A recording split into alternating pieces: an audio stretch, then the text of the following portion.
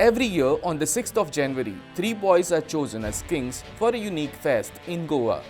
One from Cuelim, one from Cansaulim, one from Arrossim. They wear crowns. They ride horses. But behind these kings is a much older story of villages, families, and those who make the kings. This is the story of kings and the kingmakers. Every year on 6th of January we celebrate this feast of Epiphany, where the enactment of the three kings from the biblical point of view. And the kings are selected from three different villages like Cansaulim, Arrossim and Cuelim, which are connected to so this chapel is actually connected to the church of Saint Thomas Cansaulim. So the selection process basically is like they have Arrossim village, they have a thing called a vaangodds. It's like certain families are there. So every year these families keep rotating among themselves whom they are. And then they choose the king. So similarly the Cuelim and Cansaulim, they have their own way of selection. Now the boy who's chosen, he should be around 9 to 10 years old. He should be receiving First Holy Communion. That is mandatory.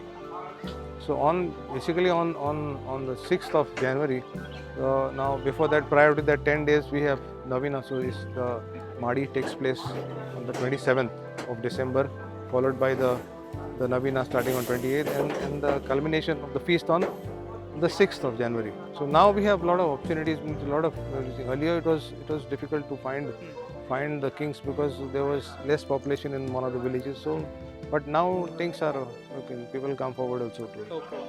The boy from the village, his son is not eligible. Then is a privilege given to the girl of the village who is married elsewhere.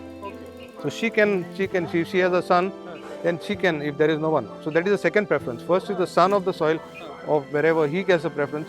If not, then the option goes to the daughter of the village who is married elsewhere.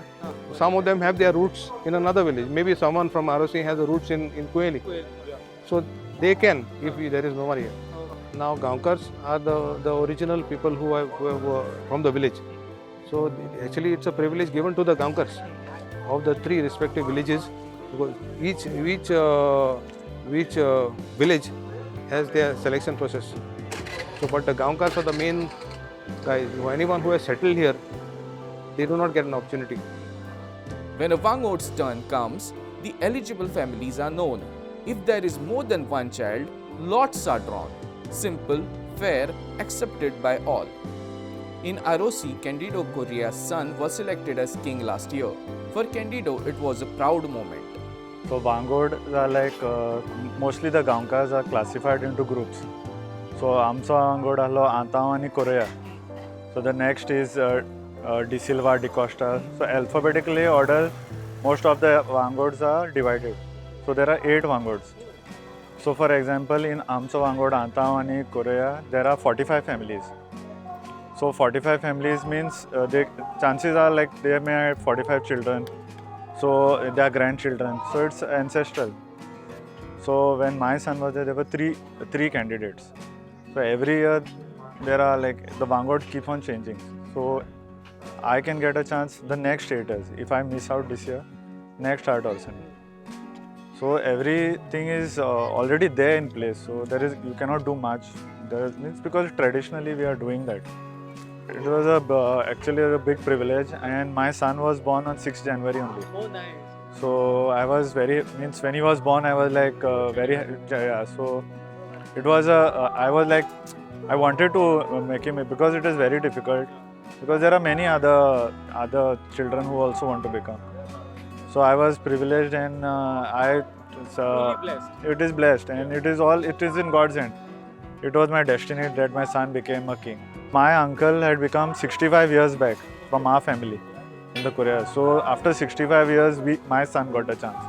Even I didn't get a chance. Making a king also means carrying responsibility. In Cansaulim, this year's king is Liam Antonio Vaz. The ride came from his grandmother's lineage. His father, Hansel Vaz, shares what it meant to them. So actually I am a nobody because the feast actually comes through my wife. and through my mother-in-law. So this is a lineage that passes several generations. It's called the vaangod. You have to be part of the vaangod, and my wife is from my mother-in-law is from the Korea vaangod of Cansaulim. So she, the honor of becoming king comes through the mother-in-law to the daughter and then to me. So I'm actually just a sideshow. I like to call myself the Kingmaker because I made the king. Still, how's the feeling? It's good. It's a lot of work. It's incredible that you prepare for this the moment that your child is born. So as soon as you're blessed with a son, my mother-in-law would put her name onto the list. Yeah, and then there's a criteria to finally be selected. So you never know you're going to become king. You just put your name and you wait with anticipation and hope. And then finally, just a year before, as soon as the feast gets over, the next king will be announced. And it has a little intricacy in choosing the king and how it is done, who gets it, so it is fair, and then you become a king. But what's interesting about this is this whole culture is a very interesting tapestry that weaves history, culture, religion, all these things together. So and it keeps the village together. So it's a very interesting festival that comes. Only 3 villages celebrate it, and we are honored that we are from the village that celebrates it the grandest. This family has seen the crown before. 2 years ago, Liam's cousin Hayden was also one of the kings. And I was the king 2 years ago. Being a king was a very memorable moment because the whole village was looking at me. But it was really fun when we had to go in the when we had to sit on the horse, go for the church, and also when the family meets together. The experience was very exciting, especially when I was cutting the cake. I had to say a speech and everybody was clapping and other stuff. This was my crown 2 years ago. Have a look. It had a lot of colorful gems such as green and red and yellow. It was really heavy, especially when I was wearing the wig. Yeah, it was indeed a very beautiful and difficult process. There were many choices we had to make on the way, including designs and different options on what to do and how to design the crown. Not just the crown, but the entire event. It's awesome to be a sister of the king because it was so much fun. Did you help? Yes, Yeah? Yes. How? Tell us how you help. In putting the beads and choosing the colors. On the feast day, 3 processions begin.